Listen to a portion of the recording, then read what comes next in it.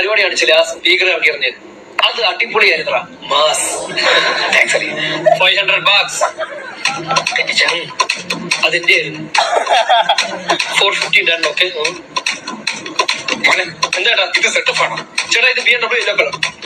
ഇത് setup gear box ആണോ ചേട്ടാ? ഇത് ഫുള്ളി ഓട്ടോമാറ്റിക്. ചവിട്ടി കൊടുത്ത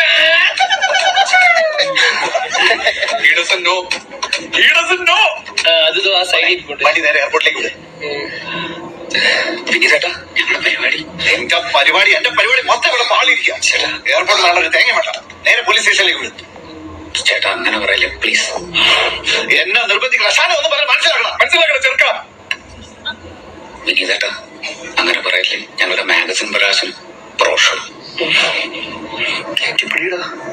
വിനീതേട്ടനൊന്ന് ആലോചിച്ച് നോക്കി.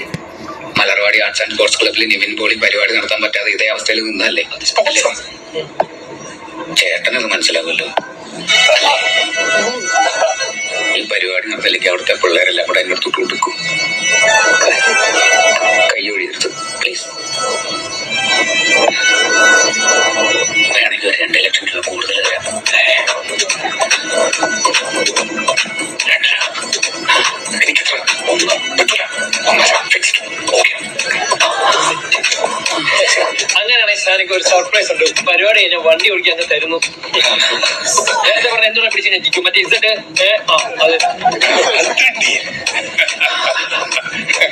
ഇതൊക്കെ ഒരു ലൈഫ് എക്സ്പീരിയൻസ് ആണ്. ഇതിന്റെ അടുത്ത പടത്തിലുണ്ട്. എന്താണ് വർക്കായിരുന്നു ഇത്? ദേവി ഉഗ്രകോപി തന്നെ.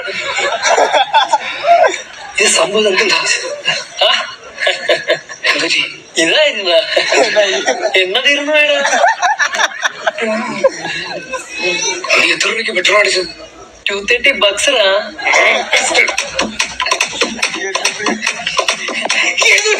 പെട്രോൾ അടിച്ചിട്ടാണ് പൊട്ടാതെ ചേസിന് വന്നിരിക്കുന്നത്. ഈ റേറ്റ് കൊണ്ടിട്ടാണ് പകുതി ബുദ്ധിമുട്ടിയായിരുന്നല്ലോ.